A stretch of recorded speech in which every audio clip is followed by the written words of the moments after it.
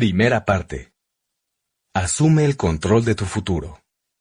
¿Por qué debes tener un negocio propio?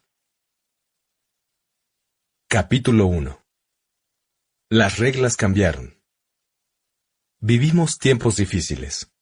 Los últimos años nos han traído un desfile constante de miedo y pánico que se refleja en los encabezados de los periódicos, en las salas de juntas y en las cocinas de todo Estados Unidos. La globalización, las importaciones, los decretos, los remates, las hipotecas subprime, las coberturas tipo swap, los esquemas Ponzi, los fiascos de Wall Street, las recesiones, una mala noticia tras otra. En los primeros meses de 2009, los despidos en empresas estadounidenses alcanzaron la cifra de 250,000 al mes. Ahora que escribo esto, a finales de 2009, la tasa de desempleo es del 10.2% y sigue en aumento.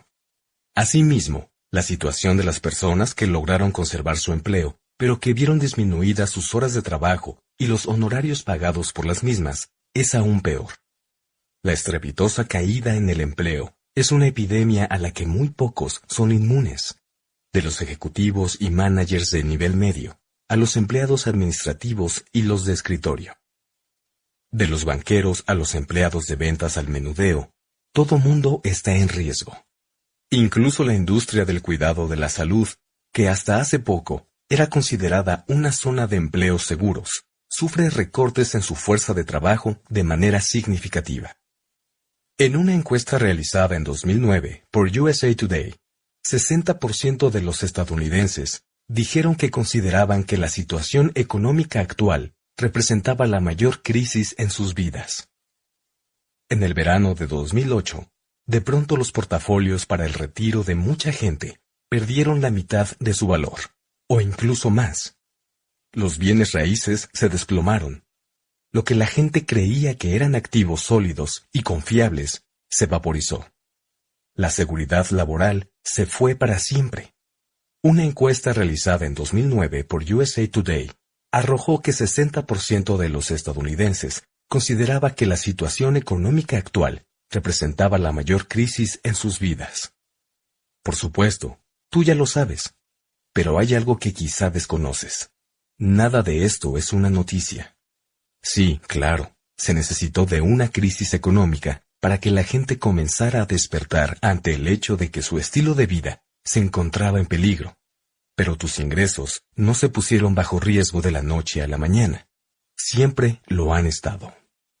La mayor parte de la población de los Estados Unidos ha vivido desde siempre al borde del precipicio, sobre la cuchilla que divide a la solvencia y la ruina. Siempre ha confiado en que el siguiente cheque de nómina le sirva para cubrir los gastos de cada mes, aunque solo le deje un colchoncito muy pequeño de ahorros en efectivo y frecuentemente ni siquiera eso. Ese cheque sirve para que cambies tu tiempo por dinero, y en una recesión se convierte en la fuente de ingreso menos confiable que existe. ¿Por qué? Porque cuando el número de gente empleada comienza a caer, hay menos ingreso disponible en circulación con el que se puede pagar el tiempo que destinas a un empleo. Te lo dije. No quisiera salir con el típico te lo dije, pero te lo dije. Lo he repetido durante años. Ya no existen los empleos seguros. El Estados Unidos corporativo del siglo XXI es un dinosaurio que tiembla porque está al borde de la extinción, y la única manera de que puedas tener un futuro seguro es que asumas el control del mismo. Aquí te presento lo que escribí en 2001, en un libro intitulado La Escuela de Negocios para la gente a la que le gusta ayudar a otros. En mi opinión, los Estados Unidos y muchas otras naciones occidentales sufrirán un desastre económico que se avecina y que será ocasionado porque el sistema educativo ha fallado y no ha podido ofrecerles a sus estudiantes un programa de educación financiera realista de manera adecuada. En ese mismo año, en una entrevista para Nightgate Conant, dije: si crees que los fondos mutualistas van a estar ahí para ti, si quieres apostarle tu vida a los altibajos del mercado de valores, entonces estarás apostando tu jubilación misma. ¿Qué sucede si el mercado de valores sube y luego vuelve a caer cuando tengas 85 años? No tendrás control. No estoy diciendo que los fondos mutualistas sean malos. Solo digo que no son seguros y que no son la decisión más sabia. Que yo no apostaría mi futuro financiero con ellos. Nunca antes en la historia del mundo tanta gente había apostado su retiro en el mercado de valores. Es una locura. ¿Tú crees que Seguridad Social estará ahí para cuidarte? Entonces seguramente también crees en el conejo de Pascua. Y en una entrevista que di en marzo de 2005, dije, la mayor fortaleza de un activo de papel es su liquidez. Pero eso también es su mayor debilidad. Todos sabemos que habrá otra caída del mercado y que nos va a volver a afectar. ¿Por qué habrías de adquirir este tipo de activos? ¿Y qué fue lo que sucedió? Que hubo otro colapso del mercado y mucha gente volvió a resultar afectada. ¿Por qué? Porque no pudimos cambiar nuestros hábitos ni nuestra forma de pensar. En 1971, la economía estadounidense dejó de regirse por el patrón oro. Y por cierto, esto sucedió sin la aprobación del Congreso. Sin embargo, lo más importante es que pasó. ¿Por qué es tan importante? Porque nos permitió imprimir más y más dinero. Todo el que quisimos, sin que estuviera sustentado por ningún valor real o sólido. Esta desviación de la realidad nos abrió la puerta al auge económico más grande de la historia. Durante las siguientes 3.5 décadas, la clase media norteamericana experimentó una suerte de explosión. Mientras el dólar se devaluaba y el valor en libros de los bienes raíces y otros activos se inflaba, la gente común se fue volviendo millonaria.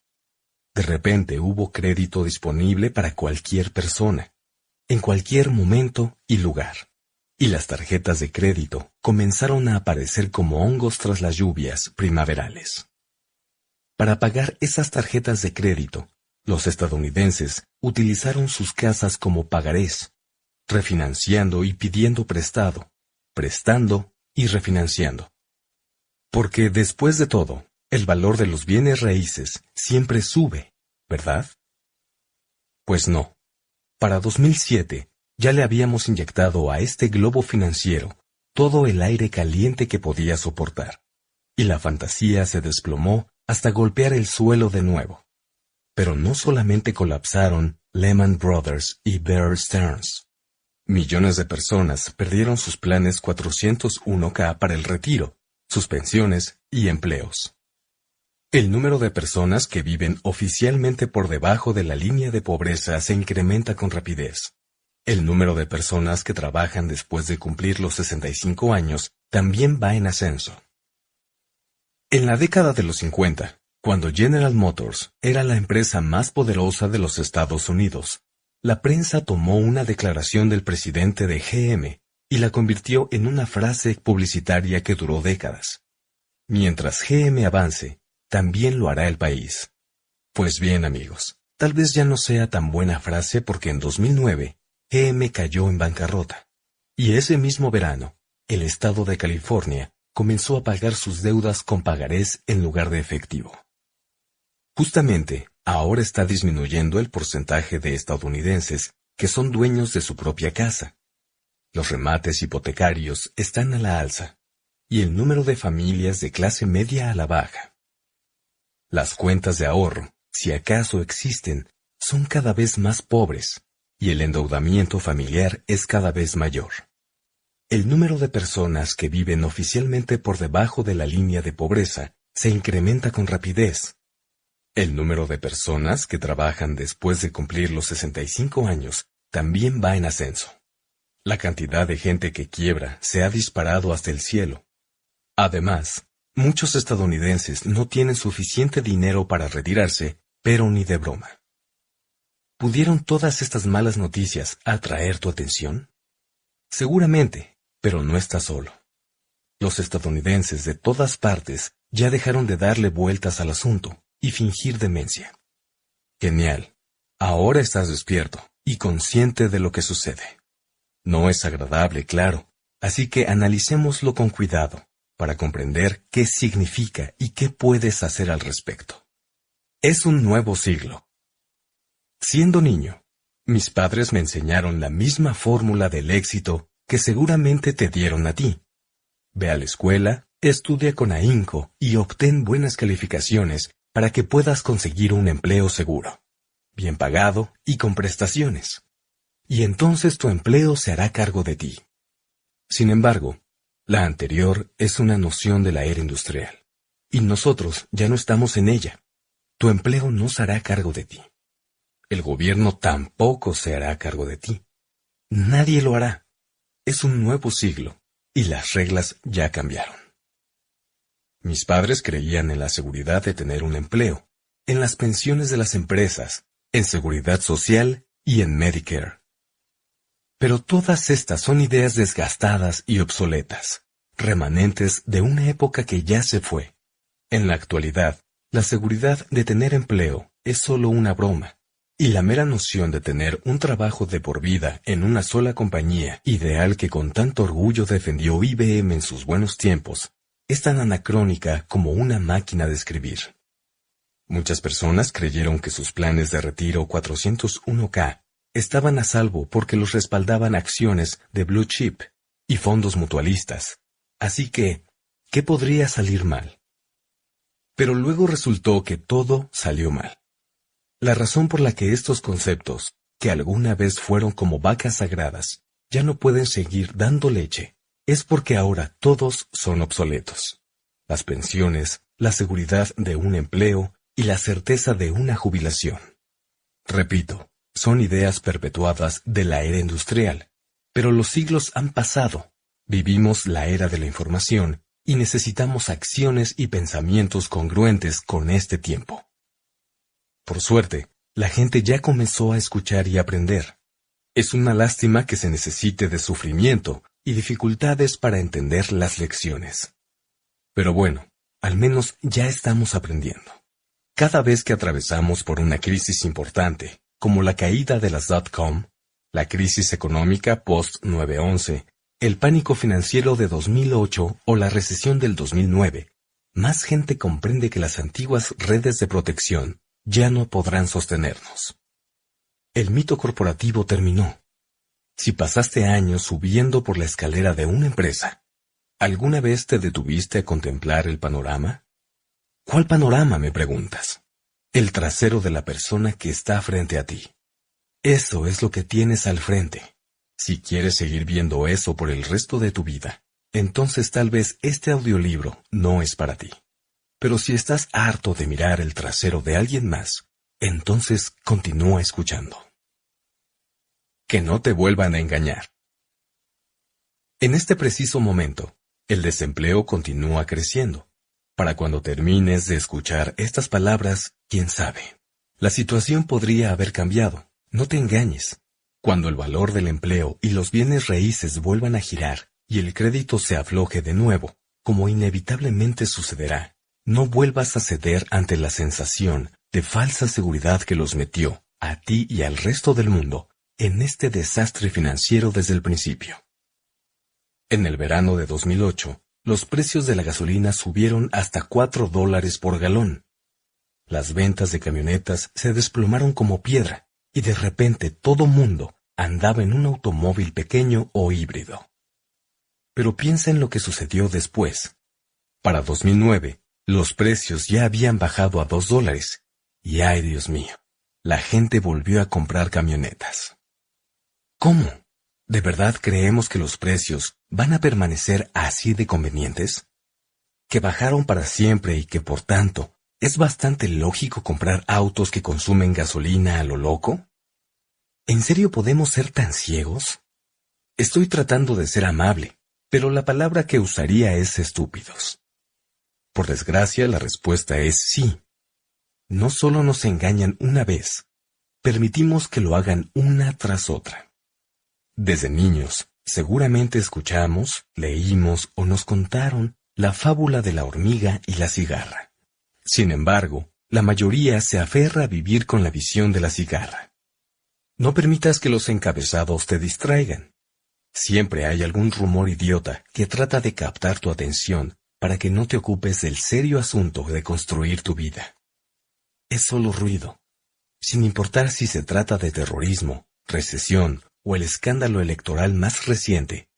En realidad no tiene nada que ver con lo que necesitarías estar haciendo hoy para construir tu futuro. En la Gran Depresión, mucha gente logró crear fortunas. Asimismo, en los tiempos de los mayores auges, como el de los bienes raíces en la década de los 80, millones y millones de personas se negaron a hacerse cargo de su futuro. Gente que ignoró todo lo que voy a compartir contigo en este audiolibro, y terminó teniendo fuertes dificultades económicas o en bancarrota. Y de hecho, la mayoría continúa en la misma situación. Pero el problema no es la economía, sino tú. ¿Estás molesto por la corrupción del ámbito corporativo? ¿Estás enojado con Wall Street y los grandes bancos por permitir que sucediera esta crisis? ¿Con el gobierno por no hacer lo necesario, por hacer demasiado, o por equivocarse tanto y no hacer lo correcto?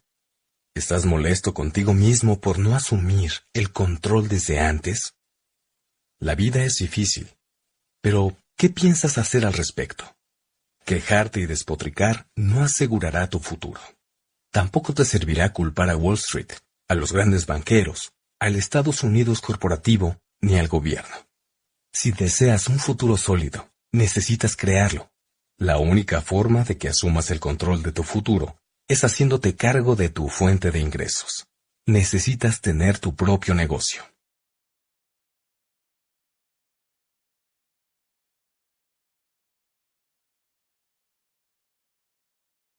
Capítulo 2. El hilo de plata. El 13 de julio de 2009, la revista Time presentó un reportaje en la página 2, llamado 10 preguntas para Robert Kiyosaki. Una de las preguntas que me hicieron fue: ¿existe la posibilidad de crear compañías nuevas en medio de esta turbulenta economía? ¿Bromeas? Fue lo primero que pensé, pero mi respuesta fue la siguiente. Este es el mejor momento. El verdadero empresario surge en los malos tiempos. A los empresarios no les importa si el mercado sube o baja. Los empresarios crean mejores productos y procesos.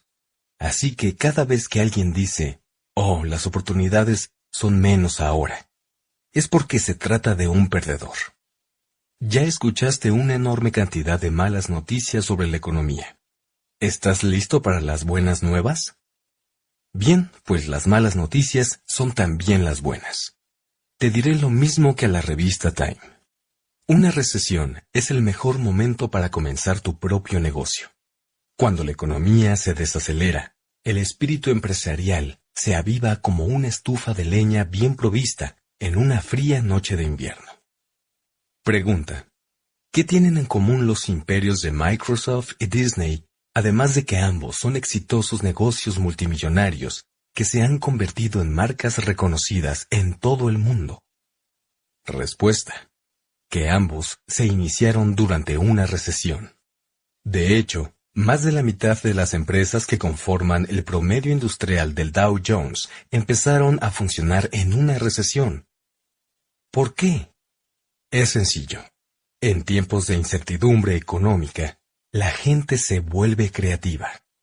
Las personas salen de su zona de confort y toman la iniciativa para lograr salir adelante. Es parte del antiguo y sano espíritu empresarial estadounidense en su máxima expresión. Cuando la situación se pone difícil, los más valientes sacan lo mejor de sí. Para empezar, el mercado para nuevas oportunidades madura en los tiempos de desafío económico. Hace 5 años, cuando el valor de los bienes raíces se fue hasta el cielo y había crédito disponible para todos lados, en realidad no había gente hambrienta. Todo mundo tenía la barriga llena, se sentía seguro y solo estaba en busca de ingresos alternativos. A los empleados no les preocupaba la estabilidad financiera de sus empleadores ni si continuaría habiendo un cheque de nómina en su futuro.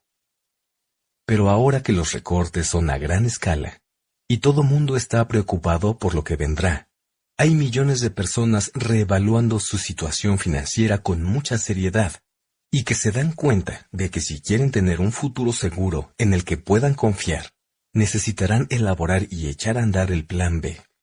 Hoy en día, la gente está más ansiosa que nunca por ganar algo extra de dinero, y debido a lo mismo, está más receptiva y dispuesta a abrir su mente a nuevas posibilidades. De hecho, la situación ya era así desde antes de la catástrofe económica. El interés por controlar nuestro futuro económico comenzó a surgir en los 80, y se exacerbó particularmente a principios del nuevo siglo. Esto es lo que declaró la Cámara de Comercio de los Estados Unidos en 2007, en un reporte intitulado Work, Entrepreneurship and Opportunity in 21st Century America. Millones de estadounidenses están practicando actividades empresariales a través de pequeños negocios propios. 72% de los adultos estadounidenses preferiría trabajar para sí mismo que para alguien más, mientras que 67% piensa de manera regular o constante en dejar su empleo. Ahora bien, aunque yo no soy economista, sí conozco a uno, Paul Saint-Pilzer. Paul es un joven genio. Fue el vicepresidente más joven en la historia de Citibank, y luego abandonó el ámbito bancario para dedicarse a hacer millones a través de sus negocios personales. Ha tenido algunos bestsellers en la lista del New York Times, predijo la crisis de ahorros y préstamos y fue asesor económico en 2 administraciones presidenciales. Definitivamente es alguien a quien vale la pena escuchar. Paul habla de un cambio de 180 grados en los valores culturales inherentes a la naturaleza de cómo se elige una carrera, ahora que la estructura convencional empresa-empleado está cediendo el camino a la tendencia empresarial. La sabiduría tradicional de la segunda mitad del siglo XIX nos sugería asistir a la escuela, recibir una buena educación y terminar trabajando para una empresa grande. La idea de tener tu propio negocio se consideraba riesgosa. Admirable tal vez, pero riesgosa y hasta un poco disparatada. En la actualidad, las cosas son exactamente al revés. Paul está en lo correcto. El reporte que mencioné anteriormente de la Cámara de Comercio de los Estados Unidos también hace referencia a una encuesta de Gallup en la que se descubrió que 61% de los estadounidenses asegura que preferiría ser su propio jefe. Otra encuesta de la empresa Decifer de Fresno arrojó que 72% de los adultos estadounidenses preferiría trabajar para sí mismo que para alguien más, y que 67% piensa, de manera regular o constante, en dejar su empleo. Pero no solamente se trata de ganarse la vida, sino de la calidad de la forma en la que vivimos. La gente está empezando a darse cuenta de que desea un mayor control sobre su existencia.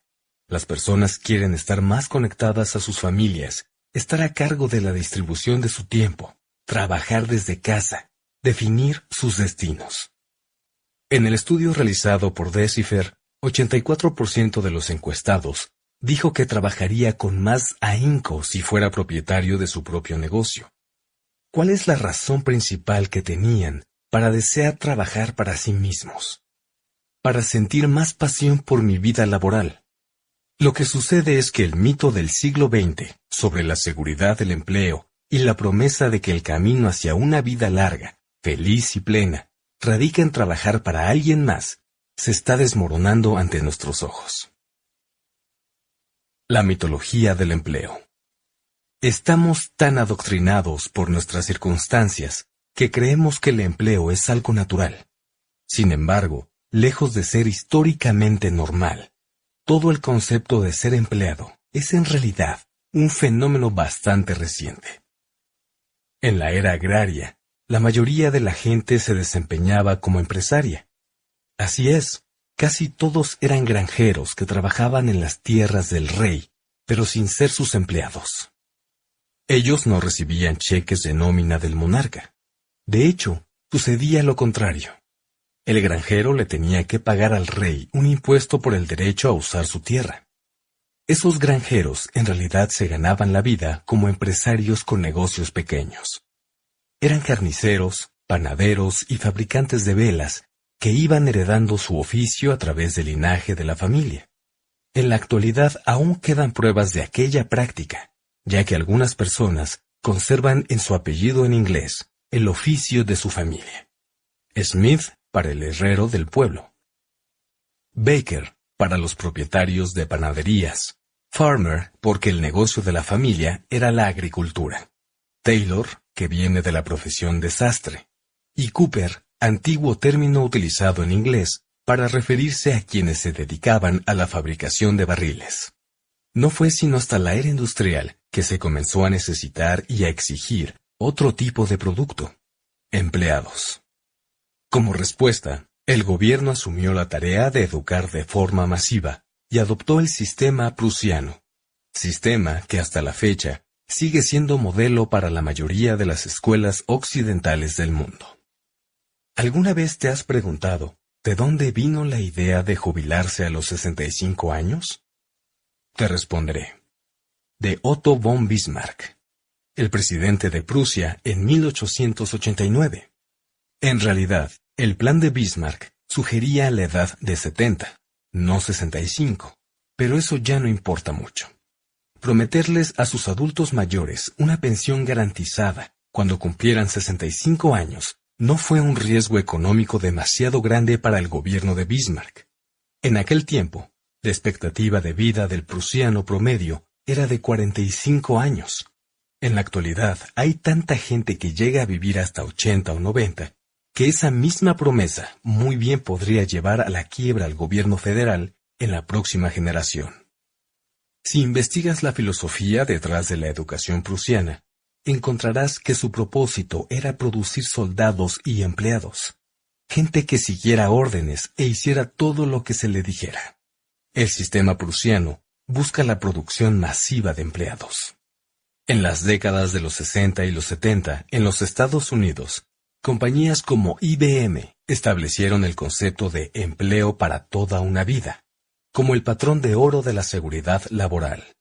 Sin embargo, el empleo en IBM llegó a su punto más alto en 1985, y a partir de entonces, todo el concepto de una carrera sólida y confiable en una empresa comenzó a decaer. Y sigue haciéndolo hasta la fecha. Mientras GM avance, también lo hará el país. Y aquí estamos, medio siglo después, y las cosas no le están saliendo nada bien a GM. ¿Eso significa que Estados Unidos está destinado al fracaso? No. Significa que el mito de la seguridad corporativa y el plan de los 40 años se acabó. Fiebre empresarial. No quiero decir que el empleo sea algo negativo. Solo estoy aclarando que es una de varias maneras de generar ingresos, y que es sumamente limitada. Y lo que sucede es que la gente se está dando cuenta de ello. Estas personas, incluyéndote a ti, ya vieron que la única forma en que de verdad podrán tener lo que quieren en la vida es dando el primer paso en el camino del empresario. Y por cierto, debo aclarar que no soy el único que lo nota. Tal vez no has escuchado hablar de Mohamed Yunus, autor de Banker to the Poor, pero el Comité del Premio Nobel de Oslo, Noruega, sí. De hecho, lo galardonaron en 2006 por su concepto de microcréditos para empresarios del tercer mundo. Toda la gente es empresaria, dice Yunus, pero algunos no tienen la oportunidad de descubrirlo. La fiebre empresarial ha incrementado la velocidad de crecimiento porque cuando la economía desacelera, la actividad empresarial se exacerba. De hecho, los empresarios prosperan en los tiempos difíciles. Yunus dijo esto antes de que la economía empezara a estancarse entre 2007 y 2008. Y ahora que se propagan todas las malas noticias financieras, más y más gente busca, de manera activa, la forma de hacer exactamente lo que dice el señor Yunus. La fiebre empresarial ha incrementado la velocidad de su crecimiento, porque cuando la economía desacelera, la actividad empresarial se exacerba. De hecho, los empresarios prosperan en los tiempos difíciles. Cuando hay incertidumbre, siempre buscamos otras maneras de generar ingresos. Si sabemos que no podemos confiar en los empleadores, entonces comenzamos a buscar por nosotros mismos. Creemos que ha llegado el momento de movernos de la zona de confort y ser creativos para lograr salir adelante en el aspecto económico.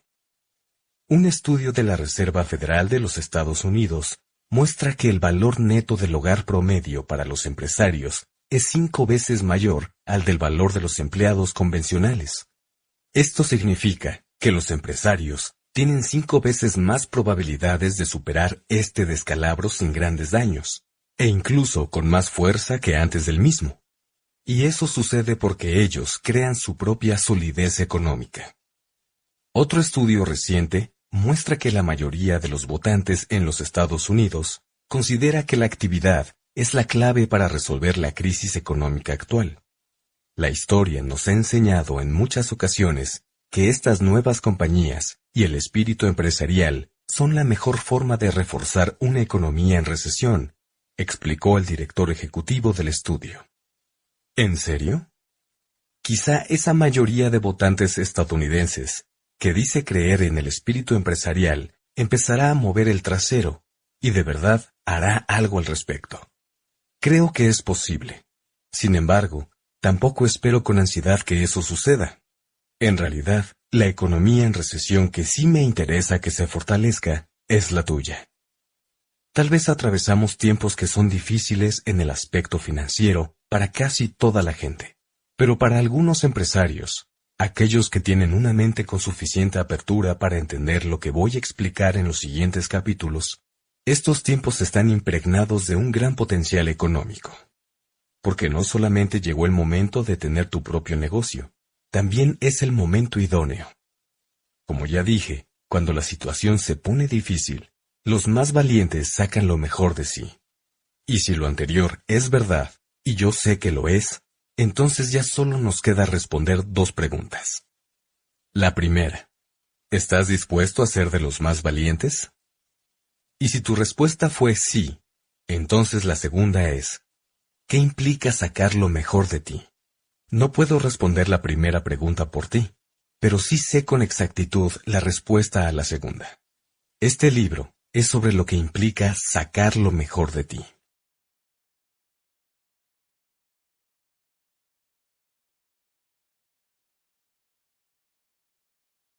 Capítulo 3. ¿En dónde vives? Así que has trabajado muy duro por años, y has ido subiendo por la escalera. Quizá continúas muy cerca del principio de la misma, o tal vez ya casi llegas a la cima. Pero eso no es lo importante. Lo que importa es esa pregunta que has sido olvidado y que debiste preguntarte antes de invertir todo ese tiempo y esfuerzo en escalar. ¿En dónde está apoyada la escalera? Stephen R. Covey señala que el problema no es cuán rápidamente o cuán alto subas, sino que la escalera esté apoyada en el muro incorrecto. El propósito de este capítulo es que dejes de subir por un instante y verifiques la posición de tu escalera. Y si no estás feliz con ella, que encuentres el lugar a donde desearías moverla. ¿Cómo produces el dinero que ganas? La mayoría de las personas asumen que su situación financiera está definida por lo que cada quien gana, lo que vale, o por una combinación de ambos. Y sin duda, hay algo de verdad en ello. La revista Forbes define como adinerada a una persona que gana más de $1 millón al año, cerca de $83,333 al mes, o poco menos de $20,000 a la semana. Y pobre a alguien que gana menos de $25,000 al año. Pero lo más importante no es la cantidad de dinero que generes, sino la calidad del mismo. En otras palabras, no se trata de cuánto hagas, sino de cómo y de su fuente de origen. Existen 4 fuentes distintas de flujo de efectivo. Cada una es muy diferente a las demás, y cada una determina un estilo específico que no tiene que ver con la cantidad de dinero que se genere. Después de publicar Padre Rico, Padre Pobre, escribí un libro en el que se explicaba cada ámbito de estos 4 tipos de ingresos. Mucha gente ha dicho que el cuadrante del flujo de efectivo es lo más importante que he escrito porque trata de asuntos fundamentales para quienes están listos para realizar cambios verdaderos en su vida. El cuadrante de flujo de efectivo representa los distintos métodos en que se genera el ingreso de dinero. Por ejemplo, un empleado gana dinero con su empleo y trabajando para alguien más o para una compañía. El autoempleado es una persona que gana dinero trabajando para sí misma, ya sea como un operador autónomo o a través de un pequeño negocio. Los dueños de negocios tienen una empresa grande, que se define por lo general como un negocio de 500 empleados o más, y que genera ganancias. Los inversionistas ganan dinero por medio de sus distintas inversiones, dicho de otra forma, a través de dinero que produce más dinero. ¿A cuál cuadrante perteneces tú? Es decir, ¿de cuál cuadrante proviene la mayor parte del ingreso que utilizas para vivir? El cuadrante E. Una abrumadora mayoría aprende, vive, ama y deja esta vida por completo dentro del cuadrante E. Nuestro sistema educativo y cultural nos entrena desde que nacemos hasta que morimos a vivir en el cuadrante E. La filosofía que opera en este mundo es la misma que mi padre pobre, mi verdadero padre, me enseñó y probablemente la misma que tú aprendiste al crecer. Asiste a la escuela, estudia mucho, saca buenas calificaciones y consigue un empleo en una compañía importante. El cuadrante A. Impulsada por la necesidad de ejercer más libertad y autodeterminación, mucha gente migra del cuadrante E al A. Este es el lugar a donde va la gente para tener logros propios e ir detrás del sueño americano. El cuadrante A incluye un amplio rango de poder de ganancias, que va desde la adolescente freelance que cuida niños o hace paisajismo, y que apenas va comenzando en la vida, hasta el muy bien pagado abogado, asesor u orador que tiene una firma propia. Pero sin importar si ganas $8 la hora u $80,000 al año, el cuadrante A casi siempre resulta ser una trampa. Tal vez creíste que habías corrido a tu jefe, pero en realidad lo único que sucedió fue que cambiaste de jefes. Sigues siendo empleado. La única diferencia es que cuando quieres culpar de tus problemas al jefe, resulta que el jefe eres tú. El cuadrante A puede ser un lugar muy ingrato y hostil, porque aquí todo mundo se desquita contigo. El gobierno se desquita contigo porque inviertes todo un día de la semana tan solo para cumplir con tus obligaciones fiscales. Tus empleados se desquitan contigo, también los clientes y tu familia también lo hace porque nunca pasas tiempo con ella. Pero ¿cómo podrías hacerlo? Si tomas tiempo libre, pierdes ventaja. No tienes tiempo libre porque si quieres tomarte unos días, el negocio deja de producir dinero. De una manera bastante objetiva, la A es una de autoesclavizante. Realmente no eres dueño del negocio, más bien el negocio es tu dueño. El cuadrante D. El cuadrante D es el lugar a donde va la gente que quiere crear grandes negocios. La diferencia entre un negocio de este cuadrante y uno del anterior es que en el cuadrante A tú trabajas para el negocio y en el D el negocio trabaja para ti. Yo tengo muchos negocios del cuadrante D, entre los cuales se incluye mi compañía de manufacturas, el negocio de bienes raíces, empresas mineras y otras. Quienes viven y trabajan en el cuadrante D se protegen contra toda recesión porque tienen control sobre la fuente de su propio ingreso. El cuadrante I. Esto no es difícil en absoluto. Mi padre rico me enseñó a vivir en el cuadrante I, jugando Monopolio, y todos sabemos bien de qué se trata. 4 casas verdes, un hotel rojo. 4 casas verdes, un hotel rojo. Cambiar de empleo no significa cambiar de cuadrante. Ahora permíteme explicarte por qué es tan importante entender los distintos cuadrantes. ¿Cuántas veces has escuchado a alguien que se queja de su empleo? Decide hacer un cambio, y años después, termina quejándose exactamente de lo mismo que antes. Sigo trabajando y trabajando mucho, pero no logro progresar. Cada vez que recibo un aumento, se lo comen los impuestos y los gastos más fuertes en que necesito incurrir. Preferiría dedicarme a cualquier otra cosa, pero en esta etapa de mi vida no puedo darme el lujo de volver a la escuela y aprender una nueva profesión. Este empleo es una porquería. Estas y muchas otras quejas similares son típicas de una persona que está atrapada, no en cierto empleo, sino en un cuadrante completo. El problema es que casi siempre, cuando la gente tiene la iniciativa de hacer un cambio drástico en su vida, lo único que hace es cambiar de empleo. Lo que se debe hacer es cambiar de cuadrante. Liberarse de las típicas estructuras laborales y crear tu propio flujo de efectivo te coloca en la mejor posición para enfrentar una tormenta económica por la sencilla razón de que de esta manera ya no dependes de que un jefe o la economía determinen tus ingresos anuales. Ahora tú eres quien decide. La mayoría de la gente vive en el lado izquierdo, cuadrantes E y A. Nos entrenan para vivir y crecer ahí. Saca buenas calificaciones para que obtengas un buen empleo, nos dicen. Sin embargo, en el cuadrante D no importan las calificaciones, ya que tu banquero jamás te va a pedir tu boleta, sino tus estados financieros. Liberarse de las típicas estructuras laborales y crear tu propio flujo de efectivo te coloca en la mejor posición para enfrentar una tormenta económica, por la sencilla razón de que de esta manera ya no dependes de que un jefe o la economía determinen tus ingresos anuales. Ahora, tú eres quien decide. Por lo menos 80% de la población vive en el lado izquierdo de este diagrama. Y muy particularmente, siempre nos inculcan que en el cuadrante E encontraremos seguridad. Por otra parte, la libertad se encuentra en el lado derecho, el de los cuadrantes D e I. Si quieres mudarte a esa zona, puedes hacerlo.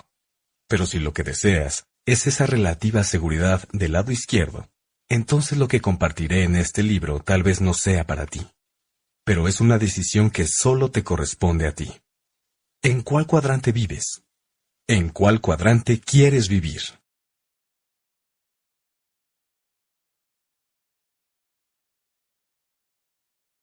Capítulo 4. Tus valores financieros esenciales. Los cuadrantes de los que hablo no son solamente 4 estructuras distintas de negocio. Tienen mucho más que ver con estructuras mentales. El cuadrante que elijas del que provengan tus ingresos principales no tiene tanto que ver con circunstancias externas, educación, entrenamiento, la economía o las oportunidades disponibles en tu entorno, como con lo que realmente eres en lo más profundo. Es decir, con tus fortalezas, debilidades e intereses genuinos. Es una cuestión de valores financieros fundamentales. Estas diferencias son las que nos atraen a o repelen de los distintos cuadrantes. Es importante entender esto porque significa que mudarse del cuadrante E o A al D no es tan sencillo como notificar un cambio de dirección en la oficina de correos. Aquí no solo cambia lo que haces, sino, de una forma bastante real, también se modifica lo que eres, o por lo menos, tu forma de pensar. A algunas personas les encanta ser empleadas, pero otras lo detestan. A algunas personas les fascina tener empresas, pero hay otras que no están interesadas en dirigirlas. A algunos les gusta invertir, pero otros solo ven en la inversión el riesgo de perder su dinero. Casi todos tenemos un poco de estos estereotipos. También es importante notar que es posible ser pobre o adinerado en cualquiera de los cuadrantes. Asimismo, vivir en alguno de ellos tampoco garantiza necesariamente el éxito financiero. Tú puedes identificar en cuál cuadrante vive cualquier persona, con tan solo fijarte en sus palabras. Cuando yo tenía 9 años, comencé a acompañar a mi padre rico mientras hacía entrevistas. Gracias a ellas, aprendí a escuchar e identificar los valores fundamentales de la gente, valores que según mi padre rico, provenían del alma de cada persona. Aquí te presento algunas de las frases que pueden surgir de los distintos cuadrantes, así como una muestra breve de sus respectivos valores. Valores del cuadrante E. Estoy en busca de un empleo seguro, en el que me paguen bien y me brinden excelentes prestaciones. Para alguien que vive en el cuadrante E, el valor fundamental es la seguridad. Tal vez seas el extremadamente bien pagado vicepresidente de una empresa, pero aún así, tienes los mismos valores fundamentales que el encargado de intendencia que gana la 10ª parte de tu salario. Sin importar si se trata del intendente o del presidente, las personas del cuadrante E a menudo piensan cosas como: busco un empleo seguro y estable, con prestaciones. O, ¿cuánto pagan por las horas extra? O, ¿cuántas vacaciones pagadas tenemos? Cada vez que tengo una conversación con alguien del cuadrante E y hablo sobre lo mucho que me gusta iniciar negocios nuevos, escucho frases como: sí, pero ¿no es demasiado arriesgado? Todos vemos la vida desde la perspectiva que nos dan nuestros valores fundamentales. Lo que es emocionante para mí puede resultar aterrador para alguien más. Por eso, cuando estoy con gente de los cuadrantes E y A, por lo general solo hablo del clima, de deportes o de lo que se presenta en televisión. Valores del cuadrante A. Si quieres que algo se haga bien, hazlo tú mismo. Para la gente del cuadrante A, el valor fundamental es la independencia.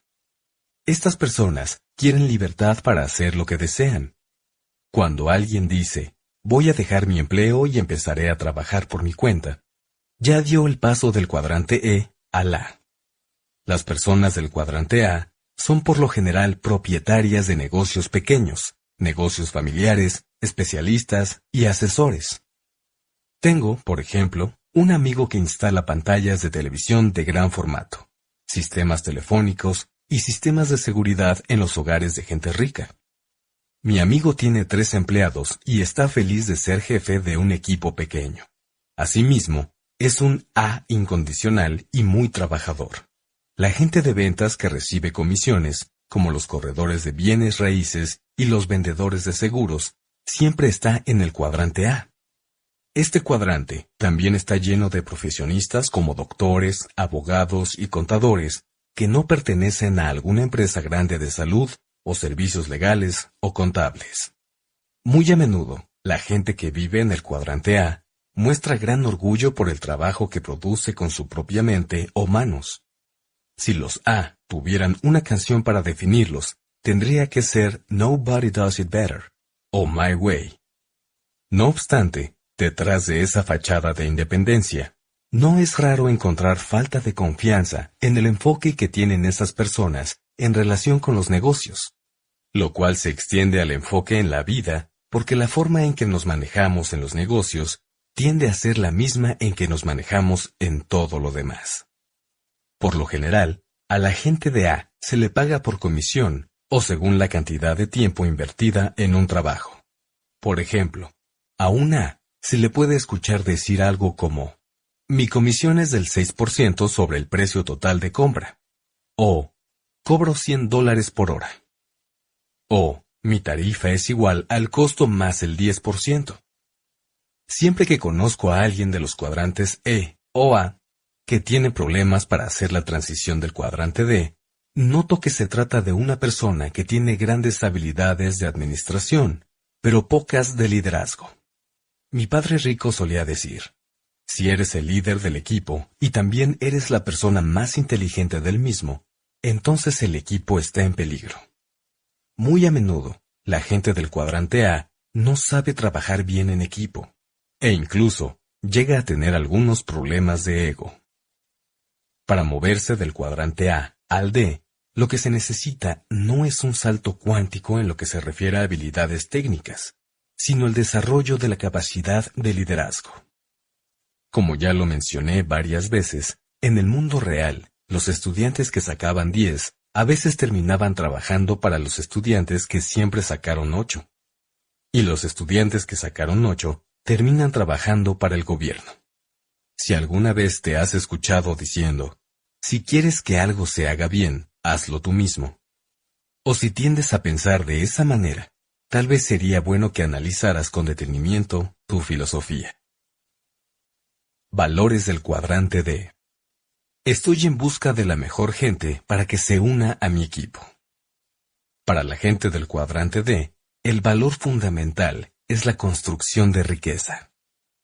Quienes comienzan de cero y construyen grandes negocios en el cuadrante D, por lo general son personas con una misión en la vida muy bien definida, que valoran la importancia de un buen equipo y la eficiencia del trabajo colectivo, y quieren cooperar y trabajar con la mayor cantidad posible de gente. En tanto que una persona del cuadrante A siempre quiere ser el mejor o la mejor en su campo, la del cuadrante D quiere construir un equipo con otras personas que ya son los mejores en su ramo. Henry Ford se rodeó de personas más inteligentes que él. Con mucha frecuencia, el empresario de A es la persona más inteligente o talentosa del lugar. Pero no sucede lo mismo con el empresario del cuadrante D. Si tienes un negocio en el cuadrante D, muy a menudo vas a tratar con personas mucho más inteligentes, experimentadas y capaces que tú. Mi padre rico no recibió educación formal, pero yo llegué a verlo tratar con banqueros, abogados, contadores, asesores de inversión y expertos de otros ámbitos, quienes en muchos casos tenían títulos de maestría y doctorado. Para reunir el dinero necesario para sus negocios, mi padre tenía que involucrarse con gente que tenía muchísimo más dinero que él. Si él se hubiera regido por la frase, si quieres que algo se haga bien, hazlo tú mismo, habría terminado siendo un fracaso total. En lo que se refiere a la forma de remuneración, una persona que pertenezca de forma legítima al cuadrante D siempre podrá reducir sus esfuerzos en su negocio y continuar recibiendo ganancias. En la mayoría de los casos, si alguien del cuadrante A deja de trabajar, el ingreso también se detiene. Por tanto, creo que en este momento deberías preguntarte, si dejara de trabajar hoy, ¿cuántos ingresos seguiría recibiendo? Si tu ingreso se acaba en 6 meses o menos, entonces lo más probable es que formes parte de los cuadrantes E o A. La gente del cuadrante D puede reducir su carga de trabajo significativamente por años una vez que han establecido su negocio hasta un cierto nivel y seguirá recibiendo dinero. Valores del cuadrante I. ¿Cuál es mi retorno de la inversión? Lo que más valora la gente del cuadrante I es la libertad financiera. Al inversionista le encanta la idea de que el que trabaje sea su dinero y no él o ella. Estas personas invierten en muchas cosas. Pueden hacerlo en monedas de oro, bienes raíces, negocios o en activos de papel como acciones, bonos y fondos mutualistas. Si tu ingreso proviene de una compañía o de planes de retiro del gobierno, y no de tu conocimiento personal sobre inversión, entonces ese ingreso sale del cuadrante E. Dicho de otra manera, tu jefe o el negocio siguen pagando su parte correspondiente por tus años de servicio. A un inversionista podrías escucharlo decir lo siguiente: yo recibo 20% de rendimientos sobre mis activos. O, muéstrame los estados financieros de la empresa. O, ¿cuánto mantenimiento diferido existe sobre la propiedad?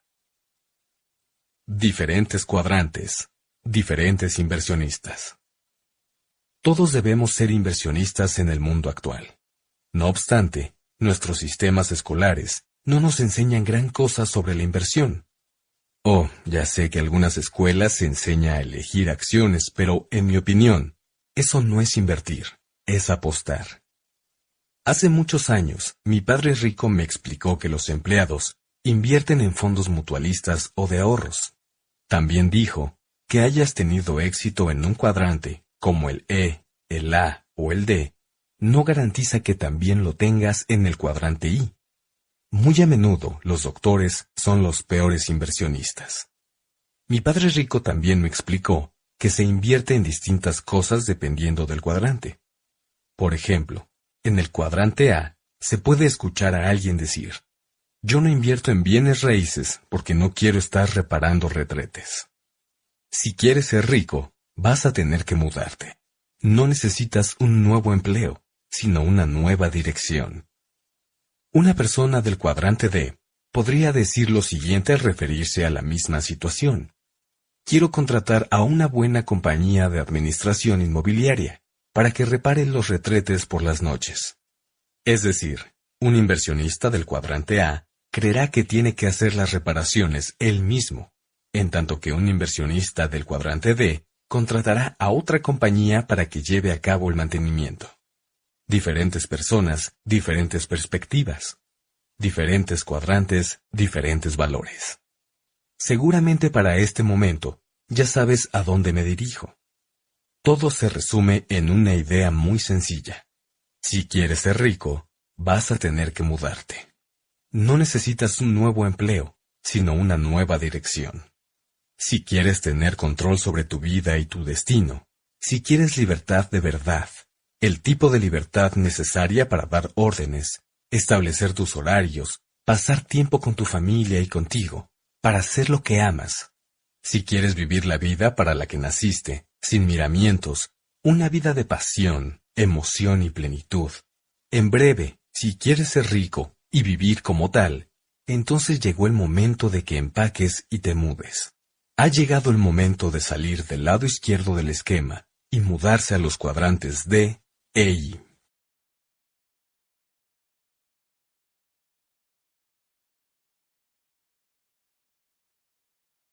Capítulo 5. La forma de pensar del empresario. Al terminar la universidad, me inscribí en una escuela tradicional de negocios para estudiar una maestría, recibir entrenamiento y prepararme como empresario. Solo duré ahí 9 meses antes de salir. Sobra decir que no recibí el título de maestría al irme. En la actualidad, las escuelas de negocios me invitan con frecuencia a hablarles a sus estudiantes en las clases de actividad empresarial, y naturalmente creo que no tengo que decir que esto resulta una gran ironía. Las preguntas que me hacen los estudiantes con mayor frecuencia son: ¿cómo consigo inversionistas? ¿Cómo puedo captar capital? Entiendo bien estas preguntas, porque también me atormentaron cuando abandoné la seguridad de un empleo tradicional y me convertí en empresario. No tenía dinero y nadie quería invertir en mí. Las grandes empresas de capital de inversión no se molestaban en tocar mi puerta. Entonces, ¿qué les digo a estos estudiantes de las escuelas de negocios? Pues, solo hazlo. Hazlo solo porque tienes que hacerlo. Si no, estarás fuera de la carrera. No es necesario que captes el capital para crear tu negocio. Eso ya lo hizo alguien más. Pero sí tienes que construir el negocio. Actualmente, a pesar de que tengo dinero, solo me dedico a reunir capital. Es la labor más importante de un empresario. Captamos capital de 3 grupos distintos de gente: clientes, inversionistas y empleados. Tu trabajo como empresario consiste en hacer que tus clientes compren tus productos. Si puedes hacer que los clientes te den dinero al adquirir tus productos, entonces los inversionistas también te lo darán en grandes cantidades. Y si tienes empleados, tu labor es hacer que produzcan y generen, por lo menos, 10 veces más la cantidad que tú les pagas. Si no logras que tus empleados hagan esto, entonces estarás fuera del negocio. Y si quedas fuera del negocio, entonces ya no será necesario que captes más capital. Esta no es la respuesta que esperan recibir los alumnos de maestría. La mayoría busca una fórmula mágica, una receta secreta o el plan rápido de negocios para volverse rico. Tampoco es la respuesta que los maestros esperan que les dé a los muchachos, porque los veo contonearse nerviosamente mientras hablo. ¿Por qué? Porque aunque estos maestros dan clases de actividades empresariales, no son empresarios, y por eso tienen empleos fijos con cheques de nómina constantes, y esperan obtener una plaza.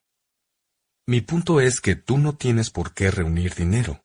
De hecho, en el modelo de negocio que voy a compartir contigo en este audiolibro, no tienes por qué captar el capital para construir tu negocio.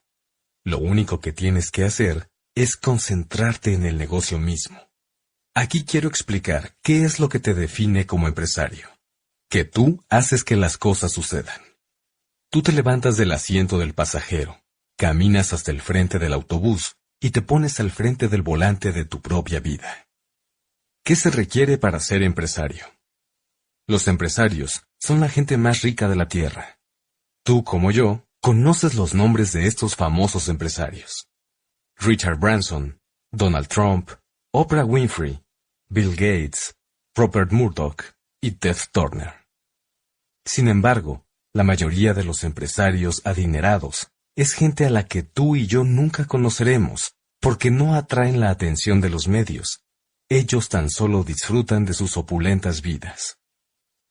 A menudo escucho a la gente debatir sobre la pregunta: ¿los empresarios nacen o se hacen? Algunos creen que para ser empresario es necesario ser alguien especial o poseer una especie de magia. Pero para mí, ser empresario no es gran cosa. Solo haces lo necesario y ya. Permíteme darte un ejemplo. En mi vecindario vive una adolescente que tiene un próspero negocio de cuidado de niños y contrata a sus compañeras de la secundaria para que trabajen para ella. Esta chica es una empresaria. Hay otro chico que tiene un negocio de trabajitos domésticos que realiza después de la escuela. Él también es un empresario. Los chicos casi nunca tienen miedo, en tanto que los adultos parece que es lo único que tienen. Se necesita valor para descubrir, desarrollar y donarle tu genialidad al mundo. En la actualidad hay millones de personas que sueñan con dejar su empleo, convertirse en empresarias y dirigir sus propios negocios.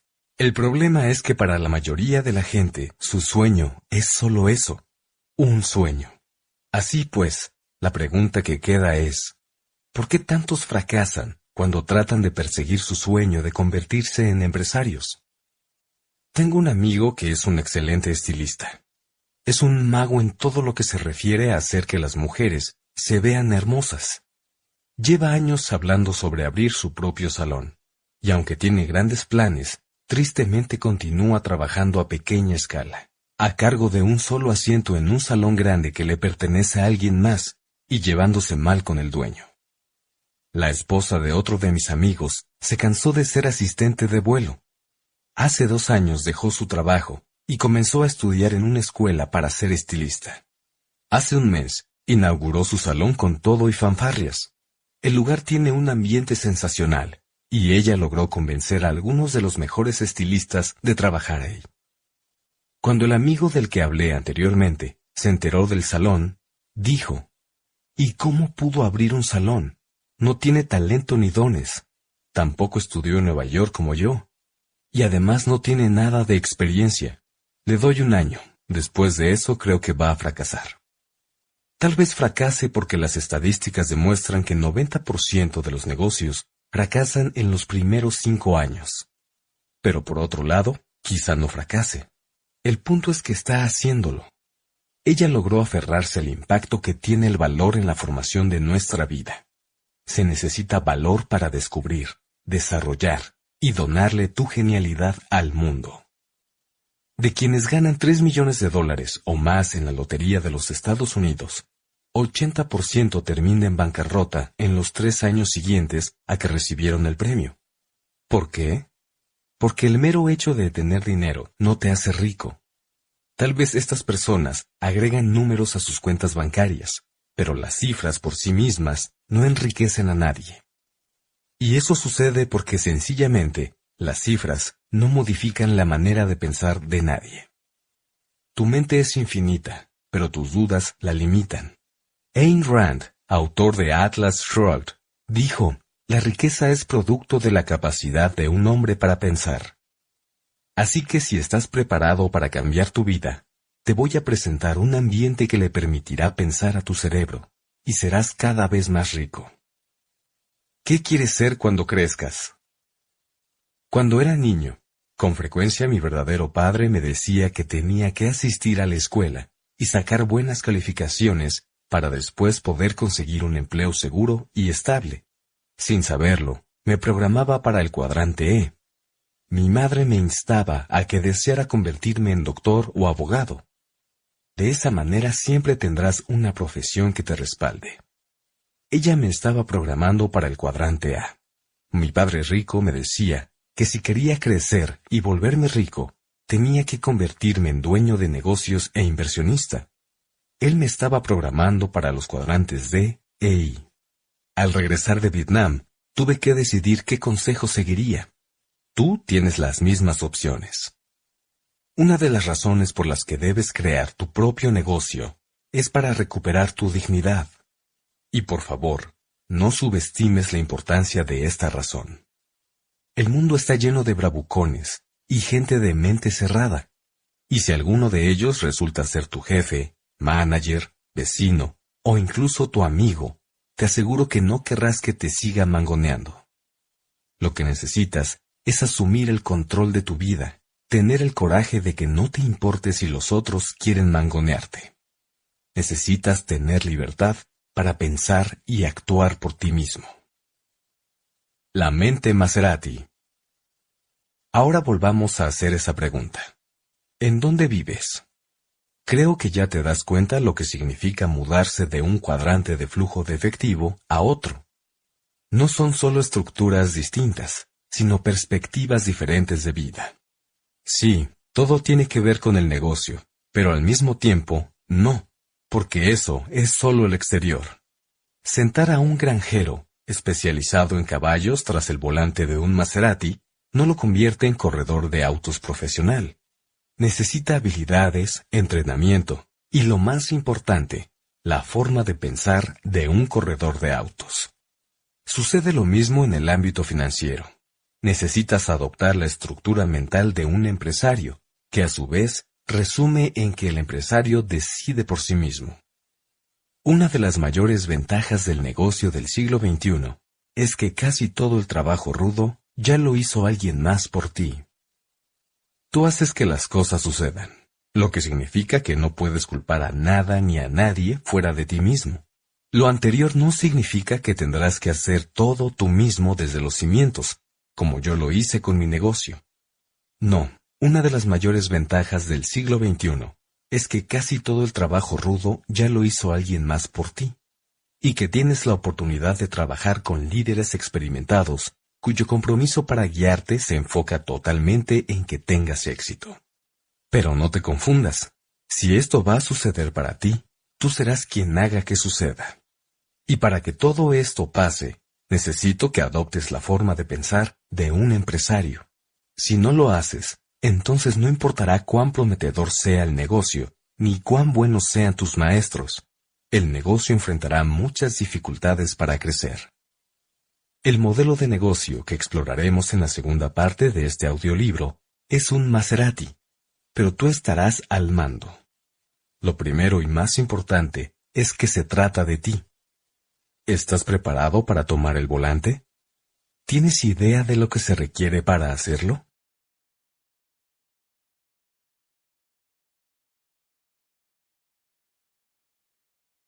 Capítulo 6. Es hora de asumir el control. Era 1985, y Kim, mi esposa y yo, no teníamos casa.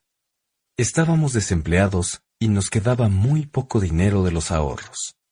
Nuestras tarjetas de crédito estaban hasta el tope, y vivíamos en un viejo Toyota Café con asientos reclinables que usábamos como camas.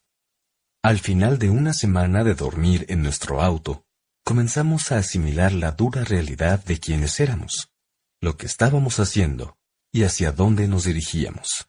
Después de que una amiga se percatara de nuestra desesperada situación, nos ofreció una habitación en su sótano. Cuando los amigos y la familia se enteraron de nuestros problemas, la pregunta más constante fue: ¿y por qué no consiguen un empleo? Al principio nos sentíamos tentados a explicar, pero era muy difícil aclarar las razones a nuestros bienintencionados inquisidores. Porque cuando hablas con alguien que valora mucho tener un empleo, es difícil explicarle por qué tú no quieres uno. A veces ganábamos algunos dólares en trabajos poco comunes que hacíamos aquí y allá, pero solo lo hacíamos para poder comer algo y tener gasolina en casa, es decir, en el auto. Debo admitir que en momentos de profunda duda personal, la idea de un empleo seguro y estable, con un cheque de nómina, resulta bastante atractiva. Pero como lo que nosotros buscábamos no era la seguridad de un empleo, tuvimos que seguir presionando y viviendo día a día al borde del abismo económico. Sabíamos que siempre podríamos encontrar un empleo seguro, constante y pagado, porque ambos nos habíamos graduado de la universidad y poseíamos habilidades, así como una sólida ética de trabajo. Sin embargo, eso no era lo que queríamos. Nosotros íbamos detrás de la libertad financiera. Y para 1989 ya éramos millonarios. Con mucha frecuencia, escucho a la gente decir, se necesita dinero para generar más dinero, y creo que esa es una reverenda estupidez. Es decir, no estoy hablando de física nuclear. Para realizar nuestro viaje de la indigencia a una vida de millonarios en tan solo 4 años, y luego hasta nuestra legítima libertad financiera en otros 5, no necesitamos dinero. No lo teníamos cuando empezamos, y de hecho, estábamos endeudados. Además, nadie nos dio nada en el camino. Tampoco se requiere la educación formal. Una preparación universitaria es importante para quienes se dedican a las profesiones tradicionales, pero no para la gente que quiere generar riqueza. Si no se necesita dinero para hacer dinero, y tampoco una educación formal para aprender a vivir con libertad financiera, entonces, ¿qué es lo que se requiere? Un sueño, mucha determinación, disposición para aprender con rapidez, y la comprensión sobre cuál de los cuadrantes del flujo de dinero operas. El trabajo duro no te volverá rico. En nuestra cultura existe la extraña idea de, si trabajas realmente duro, estarás bien. Pero qué tontería. Y lo más trágico es que a la mayoría la han convencido de esto. La gente se lo cree a pesar de que nos rodean toneladas de evidencia de lo contrario. ¿Cuál evidencia? Solo mira a tu alrededor. ¿Conoces a alguien que haya trabajado con verdadero ahínco toda su vida y que haya terminado viviendo una vida apenas por encima o por debajo de esa indignidad y descorazonadora realidad llamada nivel promedio de subsistencia? Naturalmente. Todos conocemos a alguien así, porque el mundo está repleto de gente que trabajó duro y que en definitiva no se encuentra bien. Y tal vez lo peor del asunto es que muchos de esos desafortunados han llegado a la conclusión de que todo fue su culpa, de que fracasaron en lo personal. Porque hicieron todo bien, ¿verdad? Y aún así las cosas no funcionaron. Tal vez no se esforzaron lo suficiente o no tuvieron golpes de suerte. Quizás solo no nacieron para tener éxito. Tonterías. El problema es que el mito del trabajo arduo es solo eso. Un mito. Ahora bien, no me malinterpretes. No quiero decir que construir riqueza y alcanzar la libertad financiera no exija trabajar con ahínco. Naturalmente exige esfuerzo, y mucho. Espero que no seas tan ingenuo como para creer lo que muchos idiotas te dirán. Que pueden enseñarte una manera sencilla, rápida o indolora de conseguir riqueza.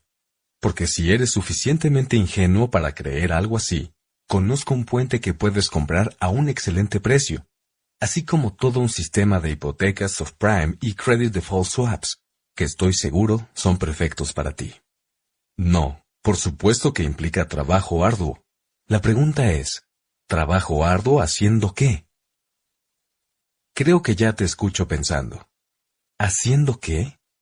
Pues dinero, por supuesto. Pero no vayas tan rápido, porque ahora te diré la fría y terrible verdad que subyace al terrible error que se comete en el pensamiento de nuestra cultura. Trabajar duro para hacer dinero jamás dará riqueza como resultado. La gente que trabaja para conseguir ingresos trabaja más y más cada vez, y siempre paga más y más impuestos. Olvídate de trabajar mucho para hacer dinero, porque todo lo que terminarás haciendo será gastarlo y tener que trabajar más y más otra vez. Quizá te preguntes, muy bien, Entonces, ¿qué hago? Asumes el control. ¿El control de qué? Después de todo, hay muchísimas cosas en la vida que no se pueden controlar a pesar de todos los esfuerzos. No puedes controlar el mercado. No puedes controlar a los empleados. No puedes controlar la economía. Entonces, ¿qué sí puedes controlar? Puedes controlar la fuente de tus ingresos. El problema. La mayoría de la gente rica logró su fortuna gracias a la construcción de un negocio. Bill Gates construyó Microsoft. Michael Dell creó Dell Computers en su habitación en los dormitorios de la universidad. No obstante, desde la perspectiva histórica, hay muy pero muy pocas personas que han vivido de verdad en el cuadrante D. El cuadrante D es el mejor lugar para empezar a generar riqueza genuina, pero al mismo tiempo, existen algunas barreras que te impiden entrar y que han mantenido afuera a la mayoría. Para empezar, la mayoría no tiene el dinero que se necesita para echar a andar un negocio propio. En la actualidad se necesita un promedio de $5 millones para comenzar una empresa propia. Y por otra parte, construir tu propio negocio de cero continúa siendo la manera más riesgosa de volverse rico. El índice de fracaso para los negocios nuevos es de cerca de 90% en los primeros 5 años. Y si fallas, adivina quién sale perdiendo esos 5 millones. Al principio, cuando acababa de comenzar mis negocios, fracasé 2 veces, y aunque nunca me permití caer en quiebra, y jamás me ha tenido que rescatar el gobierno, sí, perdí millones de dólares. Por lo general, cuando comienzas tu propio negocio, tienes que asegurarte de que la renta, los materiales y el resto de los gastos de infraestructura estén pagados, que los empleados reciban su sueldo y los proveedores su pago. De otra manera, quedarás fuera del negocio. Así que, adivina quién es el único que no cobra. Tú.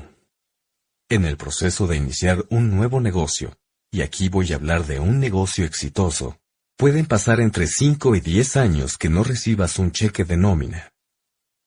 ¿Nos recuerdas a Kim y a mí durmiendo en nuestro viejo Toyota? No fue divertido.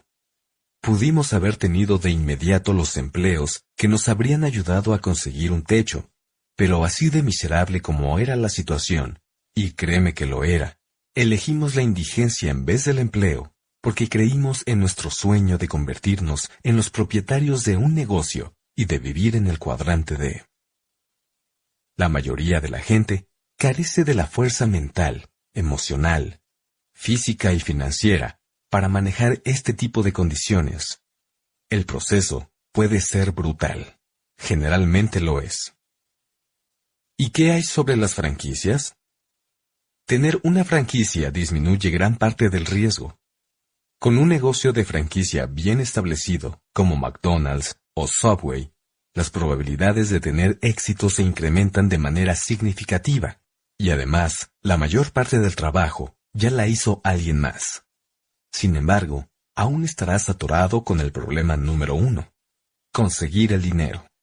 El costo de adquirir una de las franquicias más conocidas puede ir desde $100,000 hasta los 1.5 millones, o incluso más, y eso solo cubre los derechos de la franquicia.